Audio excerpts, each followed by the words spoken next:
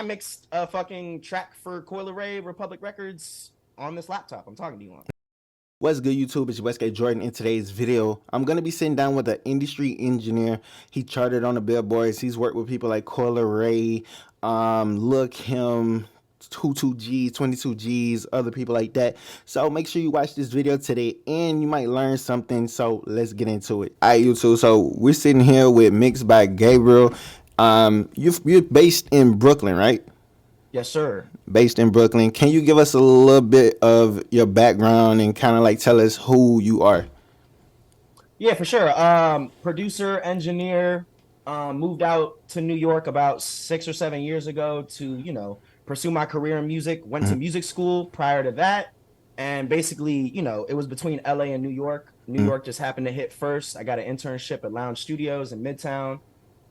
Ended up just like kind of, just learning things and grasping lots of things in the industry at the studio. And then I ended up getting like basically a mentorship with Mixed by Blue, who's a Grammy winning engineer. And he does like all of Solange Knowles shit. I mean, he's done everyone from Mariah Carey to Jay-Z to Lil Wayne.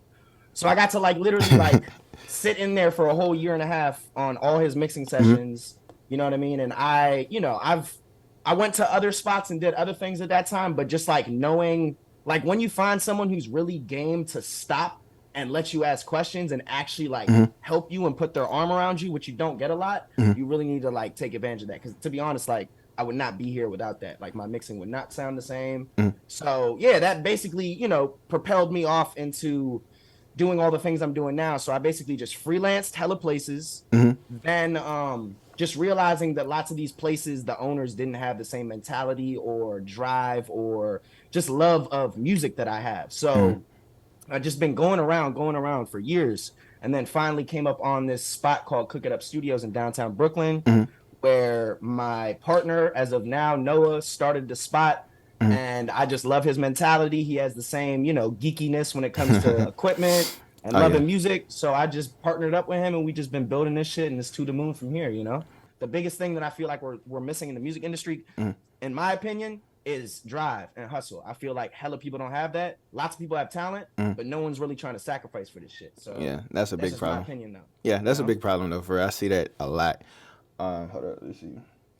They just want instant gratification. You know what I'm saying? Yeah, like a lot of people want it. They want it instantly. So like, speaking of instant gratification, how do you feel about artists trying to replace the engineers with vocal presets of, let's say, like a Yeet vocal preset, and using the recording preset as like the mixing and the mastering for their songs? Like, how do you does that help more or does it hurt?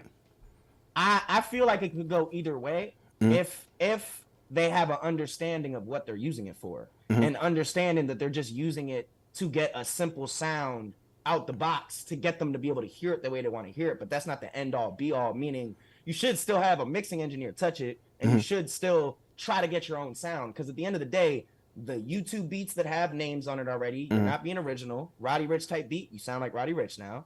Same thing with presets, bro. You sound like someone else, bro. Like, let's lock in with an engineer. Let me pull up some weird ass plugins and throw some weird shit on your vocals, and we just created a new genre. Now you're lit. You know what I mean? It's easier to pop through the mold. There's how many songs dropped every day on Spotify? How you about to cut through that? You sound like Eat. You know what I mean? Yeah, and the thing is, I think as far as like when it comes to the presets, I think like a lot of people that really flock to the presets, they're new and they don't know where to start, and they're like, okay, that's cool though. This is how I'm gonna cool learn. With that. Like I said, if you just want to hear how you're gonna sound, fucking do it. But you have to understand what it's doing and why you shouldn't be like dropping sound like you sounding like that. You know what I mean? I mean, if you want to be, cutting through. I mean, if you want to spend hella bread on marketing to cut through the mold, by all means, it's gonna take a lot more money if you sound like Yeet. That's all I'm saying. Yeah, like that's just one of the biggest things on YouTube when it comes down to it. It's like preset. Everybody's getting them. Everybody's selling them. It's like some of the people that sell them, they're good, because that's what I do on my channel. I basically like review shit. Like people will buy shit and send it to me for me to record with it before they even touch it. Oh, that's lit. So you're doing like template reviews. That's lit. Like I was like, I got templates. I gotta send you some. You gotta review my templates. Send them through, and I'll definitely put them bitches up there. And then people, you know what I'm saying? Because like I think like the biggest issue that like a lot of artists that I see And it's like they get upset because they don't sound just like Lil Baby. All right, so Can you break that down on like? yes, I Can love you that break you that touched on down? that because I teach a lot on this subject in and of itself. So first of all, every person has a different note that they can actually sing and sound good in, and a lot of people don't understand that. For example, when artists come to me, they don't realize it, but their mind actually picks tempos and notes that work for them automatically. So like a lot of these people are like picking beats that aren't in the note that they can actually sing correctly. So now you're going through autotune, which is not making you sing good. That's not a thing. Let's stop with all the autotune make you sound good. It's not a thing. You got to sing in the note of the beat. Yeah. Or else it's just gonna woo woo woo sound all crazy. So people are disconnecting the fact that you have to have the performance there first. The performance needs to be intact before you even go through autotune. You need to be performing correctly. You know, strong, 100%. Energized, looking straight into the mic in the key of the song. Then we can talk about autotune. But I feel like people just don't understand that. It's like that's autotune's the second step. The first step is being able to sing and being a good performer. You know? And picking good beats. Like a lot of people And can't good pick beats. beats. Yeah, nice. Yeah, Right. that's crazy. But yeah, that's the biggest issue right there. Like a lot of people be like, "Oh, the auto tune don't sound right. It don't work for me." It's like you're not singing. Are you even trying? You know? Yeah, and then the other thing is they literally rap with no melodic vibe at all. They're literally just like monotone, and it's like, bro, the auto tune's not gonna move. Like, Nah. it's just like it just stays. Of course, it stays. It's you need to be melodic, bro. Come on. Like it'd be crazy, man. Like, let's see. Another question I think somebody wanted me to ask you is like, what's the differences between analog and digital? Like for you. I mean, for me personally, first of all, analog you can push it harder. You can and analog. The thing about analog versus digital, first of all, the digital domain has way more harshness in it. So like, there's a reason why there's mixes from back in the day sound a little bit more smoother because when you hit tape, it would cut the transients off, and there wasn't as much like mid frequencies. Now in the digital domain, it's just harsher and harsher to the ear. So we're fine. I mean, if you notice, bruh, like people were not doing 5 de-essers back to back. The reason why we have all these things we're doing now is because it's harsh in the digital domain. So when you take it out the box, it tends to like roll off these peaks and like just smooth things out in a beautiful way that people just don't understand. And then I can push it harder. So I can slightly clip into my dangerous D-box compressor and it's not going to sound bad. And in fact, when it comes back in, it's probably not going to clip in the digital domain. You have more headroom. You know, you can push things harder. It sounds wider. It sounds more like more depth in the mix. So these are things that I feel like are the only real difference. Everything else you can do in the box nowadays, but there is that added loudness and there is that smoothness. And then, you know, like I said, like people refer to analog like that round, smooth, round, low end. Like you do get that round low end. It's a little bit different than in the box. But you know, you got a lot of this in the box these days, but there definitely is something to be said about analog, especially when it comes to mastering. You know what I mean? Okay, it's because somebody left a comment on one of my posts and it was like they wanted to know, could you get let's say a Billboard charting song from recording, mixing, mastering all in a box? Is that possible? Yeah, for sure. I mean, I'm not sitting here and saying some of the best mixes in the world don't come from in the box or analog. I'm just saying what the difference is and what tools can be, you know, what things you would go to analog for versus digital. If you have the ability to, you know, have some analog, fucking have some analog. But no, there's mad people just mixing in the box with Billboard. I mean, shit, I mixed a fucking track for Coi Leray Republic Records on this laptop I'm talking to you on. In this room that I'm talking to you. Yeah, you know what I'm saying?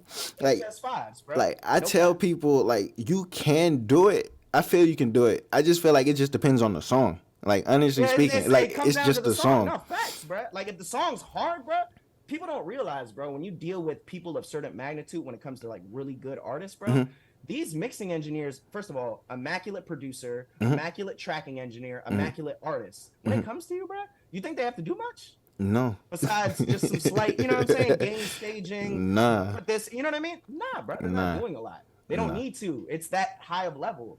So like that's what people are missing. I think you're onto something when you say like it's really that performance, you know, and that song before it gets to you. And You that's know. the thing, like cause like before I started working in the studios, interning, and all that shit, I used to Mm-hmm. think it was like some crazy shit that people was doing. I was like, then I got in there, I'm like, I'm around people with platinum plaques and records and shit. I'm like, oh, y'all not really doing much. Y'all in here creating a song. It's really the song, the performance that does everything.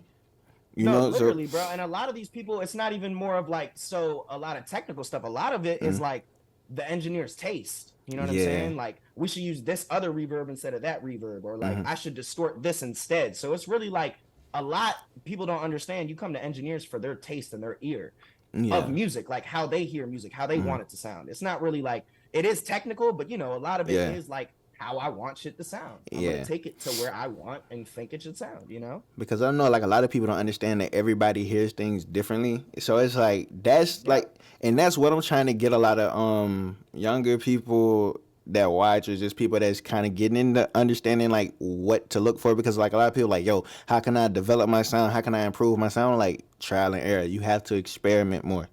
Like you literally have to experiment, because what's gonna work for you is not gonna work for the next three people that might come through the studio. You know what I'm saying? So Not facts, bro.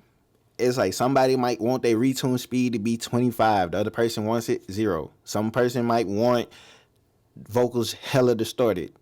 You got to be able to get But a person I what they want. think that the concept of templates is very helpful and should be used for this concept of practicing and figuring out What you engineer like? terms. So when Yeah. you get to that engineer who's dope, you can communicate that. You can be like, yo, like I just wanted to show you like how I usually do things, and like you can like take it this way and add your sauce. You know what I mean? Like Yeah. it will educate you so that you can properly perform and make good music and communicate to Yeah. other music people. Because So the it's like thing, it's a win-win.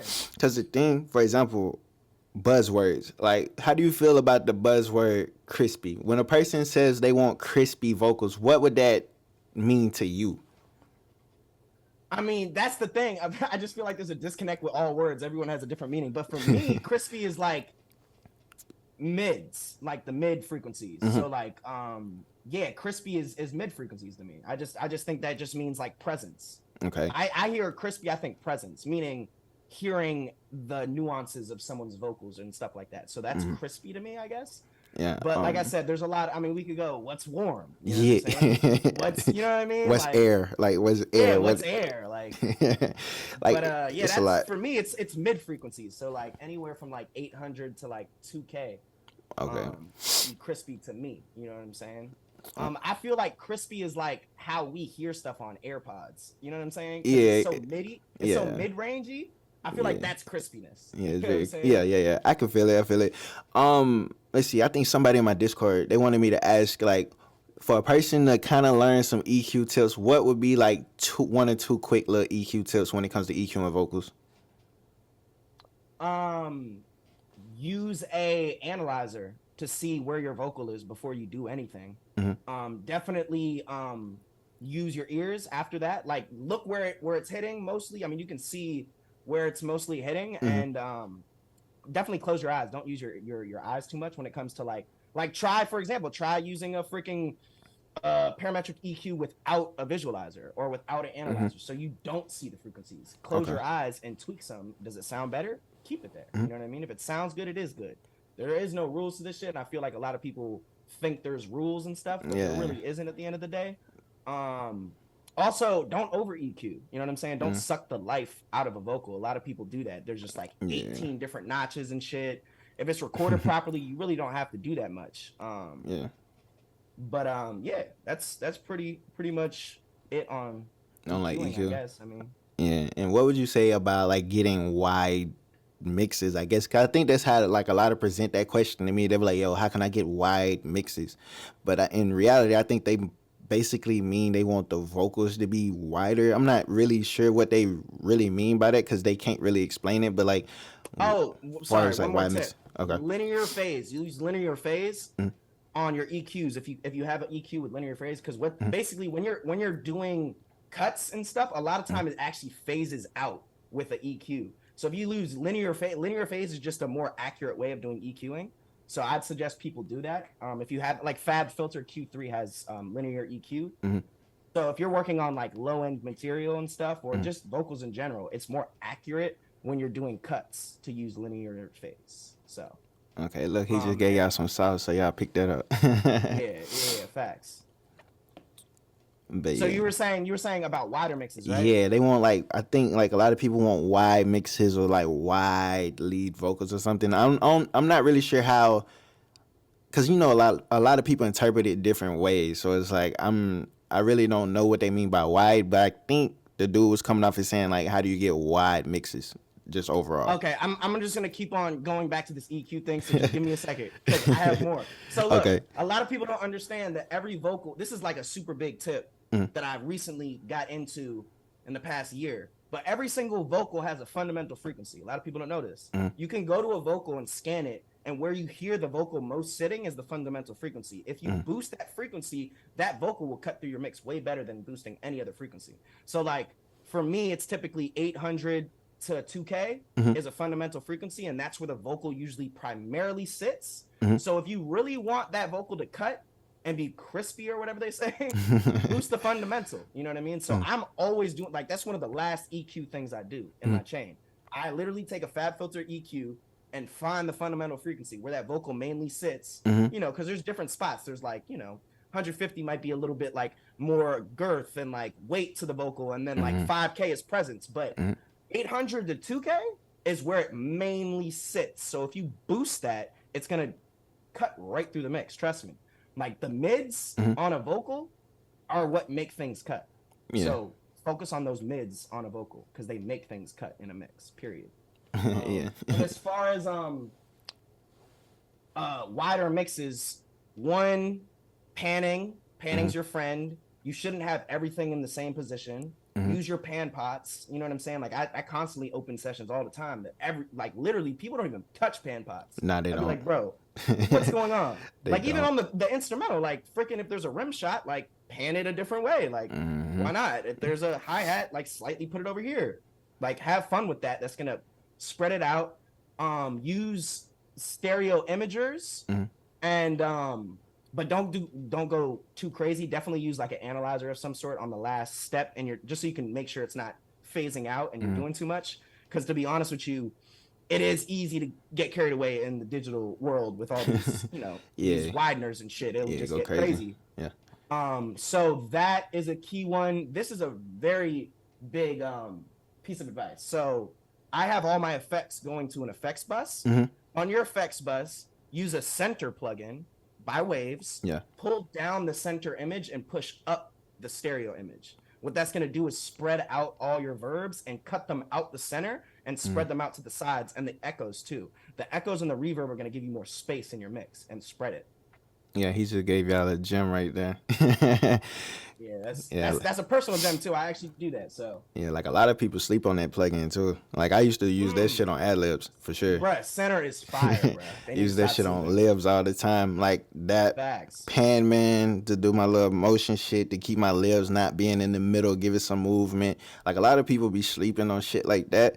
And like I feel like a lot of people sleep on automation. Like that's what gives your mix like the life, the movement that it needs. And that's just something like a lot of people be like, yo, I can't fucking automate. I'm like, it's up to you and what you want to do. You know what I'm saying? No, 100%. I think automation is another big thing that I feel like people aren't doing. And to be honest, that's what, in my opinion, makes an engineer in the sense of like good engineers are bringing the life to song and like making this pop out here, bringing this back down, bringing an echo in, turning the reverb up on the tail of a word. Like these things make fans like most favorite parts of songs, and people don't understand that. If I put a drop in a song and do some cool echo throw, sometimes that's the fan's favorite part now. Of the song. You know what I mean? That's a little ear candy type shit. You know what I'm saying? That bro, like, that makes records. Yeah. Like, for real. It keeps you listening. For sure. The other thing is a lot of people don't know that it's not as hard. If you study Pro Tools and understand and grasp Pro Tools, it's actually not as hard as you think. You can literally go to the latch setting and literally just listen to the song, and while you're listening to it, have your finger on the fader and just echo, and it's recorded all. It's not that hard. Y'all just have to know how to use Pro Tools properly. Yeah, a lot of people scared of Pro Tools, man. They see it, they open it and be like, yo, it's blank. It's too much. They be like, it's blank. What do I do? What do I do? I'm yeah. like, add a track. Like, you know what I'm saying? Like, but see, like a lot of people, like I had got a question, like somebody hit me. They was like, yo, why do people on TikTok say Pro Tools is trash? I'm like, Pro Tools is far from trash. Yeah, I mean the whole dog conversation. I mean the thing for me is just like it's not even like this DAW is better than this DAW. It's everyone's using this DAW, so you might as well use this DAW so we can communicate our songs. Like that's all it is. It's not that serious. You can use whatever DAW you want, but at the end of the day, if we're all mixing engineers and we got to communicate and send shit, it's gonna be a fucking headache if y'all all have Logic and I have Pro Tools. Yeah. Everyone's using Pro Tools who's a mixing engineer. Yeah, like, I don't know that should be crazy. Actual mixing engineer not using, unless you're like a producer first and foremost. Oh yeah, Like should be different. Billie Eilish's brother, he's Phineas. He's a fucking producer first. He mixes some of it, but he's a producer. Yeah, he uses Logic. Like people be loyal to their DAWs because I feel like if a person starts off in like Logic or some shit, that's what they're gonna swear by. You know what I'm saying? For life. Yeah, it's that's like, gonna be the blood thing. in, blood out. It's like It's not for real. Yeah. That's how they be acting, man. When it comes to like FL, people like FL for life. I was like, I'm FL gang for life too when it comes to beats for sure. Nah, I'm but saying, for me, it's more of the algorithm. I feel like the algorithm. Just the way they made FL with the clipper on it, and you listen to hip hop trap records. I mean, there's a reason why everyone's using FL. It does something to the 808s, and it's kind of not even at this point. I mean, you can go through all the little like arguments and shit. It's pretty much not an argument anymore. It's actually like a known fact that the FL has like a algorithm. Yeah, it hits that different. Makes 808 sound different. Right. Yeah. It sounds different. For sure. So. And let me see. I think for the last question, what would you say goes into like a hit song, like a Billboard Charting song that like a lot of artists should be trying to incorporate into like their music or something like that? Like what goes into it that not a lot of artists put into their own music, like upcoming artists, if that makes any type of sense? Like keys to a hit record for me is like obviously something very catchy, and that's something that captivates you within the first 15 seconds is key because people's they just don't pay attention to things for very long, so they'll click to that next song super quick. So you need to drop into that song fairly quickly and captivate them fairly quickly. So I always suggest hook first if it's a catchy, you know what I mean? Like unless it's just a fire ass verse that's gonna catch them. Oh yeah. But usually it's a hook that would be like that. And then obviously a good producer who can make an 808 like a hit, it really just captivate that listener. That's key. But I feel like a lot of people don't study music and study music theory in the sense of a lot of hit songs actually have the same chord progressions, actually have the same tempos. Yeah. And if people was to actually do the history research, like for me, I read handbooks. I study old engineers. Like, why aren't y'all studying old artists that made hit records that are still to this time timeless? Yeah. Y'all should all be studying hit makers. You know what I'm saying? That will give you the blueprint to a hit. Like, it's right in front of y'all. You have Google.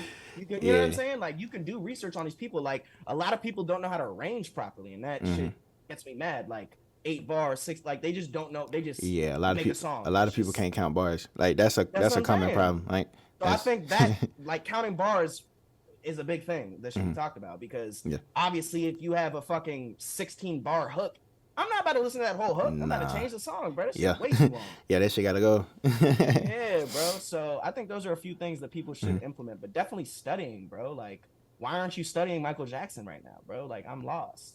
You know what I'm saying? Yeah, that should be crazy. On me. I mean, and they had it harder than us, bro. They had only 16 tracks. Oh yeah. You got unlimited, bro. So if he can make a hit, bro, you better study how we made that hit. Yeah, that shit be crazy, man. But the tempo shit, that's the main thing that I be telling people all the time. I'm like, you gotta look at the common BPMs that all the songs on the radio have. It's like, it's a reason why shit be like 140. This shit might be 145 or 135. Like, hit songs, they're not like 120. Most of the time, they're not 120. You know what I'm saying? It's not 125. Like, you gotta speed this shit up. Shorter songs, all this shit wins. But yeah, man, like, people don't play. I mean, it's the club. It's the club. You got to focus on what they're playing in the club scene. Like, if you go to a real club with a good DJ, you'll really understand what makes a hit song and what he's playing and what he's, how he decides to play what. Is all like, he knows hit records. He knows what's gonna make people dance, and it's definitely up tempo.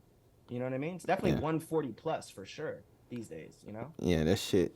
Like it's very interesting, man. But can you tell other people where to find you on everything that you offer, and you know what I'm saying, so we can get you some new students, some you know what I'm saying, some Yeah, yeah, mixes yeah. and stuff like It's that. literally Mixed by Gabriel everywhere. So it's just literally Mixed by Gabriel.